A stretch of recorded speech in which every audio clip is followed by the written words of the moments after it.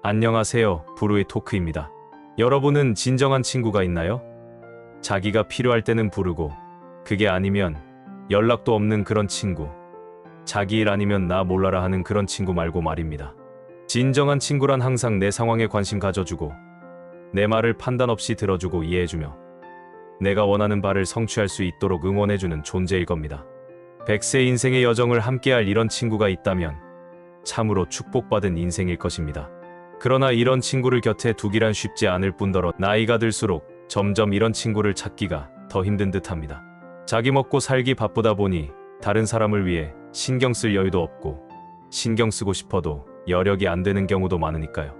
오늘은 홍창진 신부님의 친구에 대한 이야기를 나눕니다. 홍 신부님은 진정한 친구란 없다고 하십니다. 대체 그 이유가 무엇이고, 그래서 어떻게 관계를 맺고 살아야 하는지를 지금부터 살펴보겠습니다.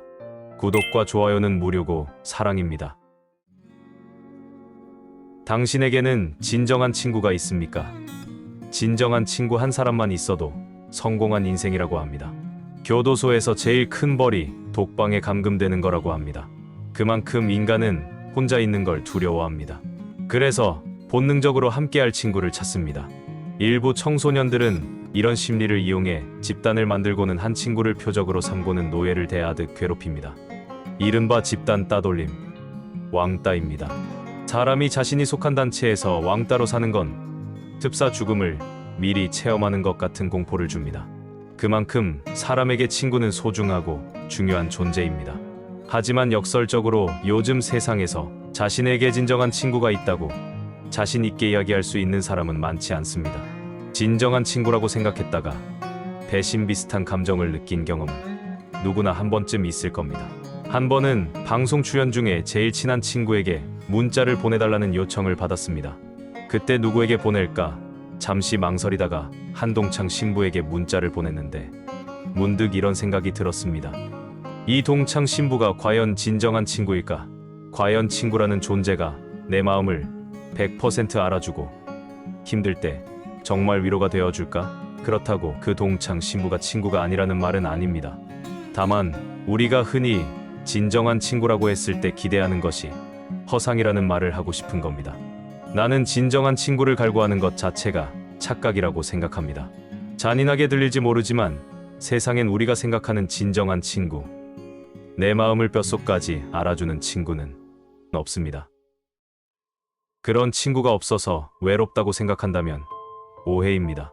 친구가 내 외로움을 해결해주는 존재라고 착각해서는 안 됩니다. 사람에게는 각자 짊어져야 할 외로움의 몫이 있고, 그건 누구도 대신해줄 수 없습니다. 나만 그런 것이 아니라 누구나 사람은 그렇게 살아간다는 사실을 위안 삼아 묵묵히 자기 인생을 걸어갈 뿐입니다. 그 이상을 바란다면 욕심입니다. 그리고 그 욕심이 결국 관계를 망칩니다. 친구 문제로 괴롭다는 사람이 많습니다. 그러나 사실 가만히 따지고 보면 친구 때문에 괴로운 것이 아니라 그와의 관계에 대한 갈망 때문에 괴로운 겁니다. 모든 관계가 마찬가지입니다. 그 사람에 대해 생각하고 있을 땐 괴롭지만 갑자기 더 급하고 중요한 일이 생기면 그 순간 방금 전까지 나를 괴롭히던 고통이 사라집니다. 눈앞에 닥친 일 때문에 친구에 대해 생각을 내려놓았기 때문이지요.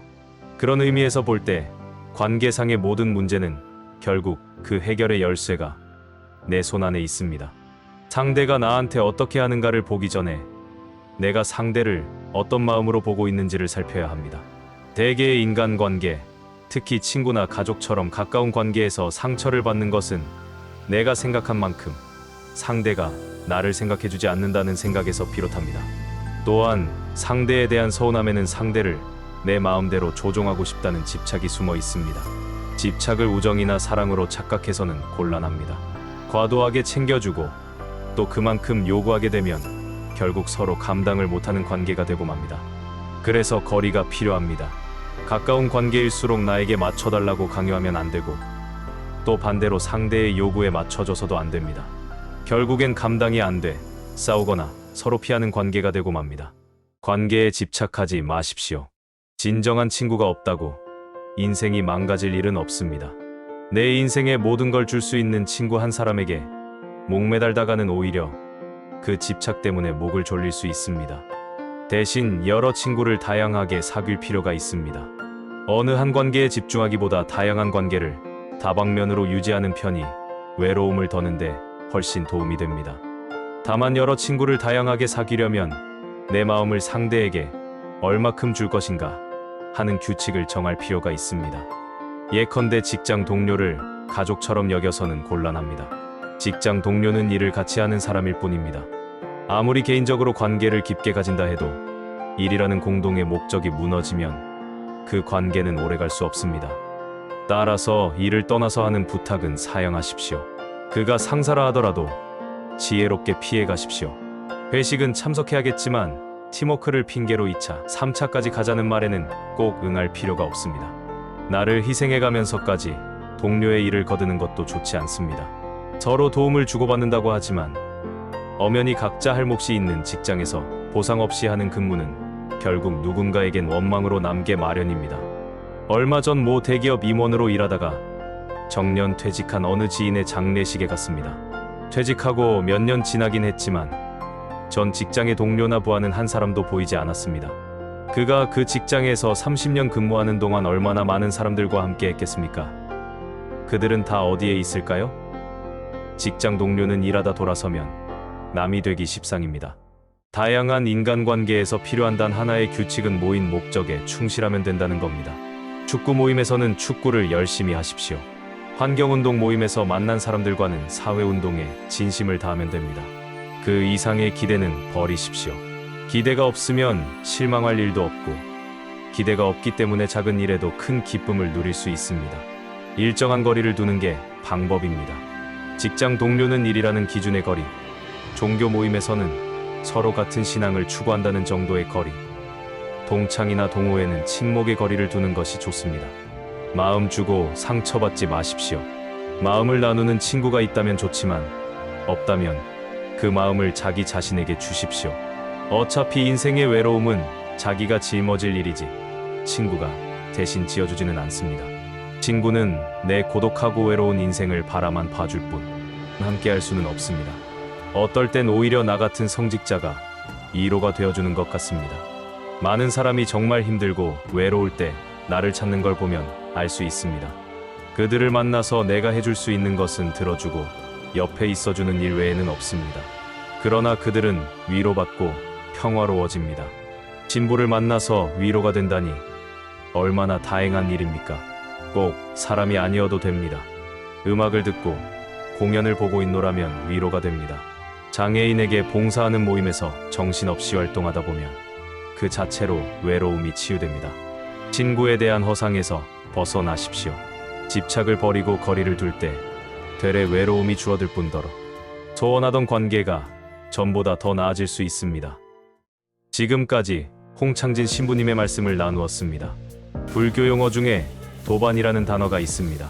불교에서는 깨달음을 얻기 위해서 3가지가 필요하다고 합니다. 좋은 스승, 적절한 도량, 좋은 도반입니다.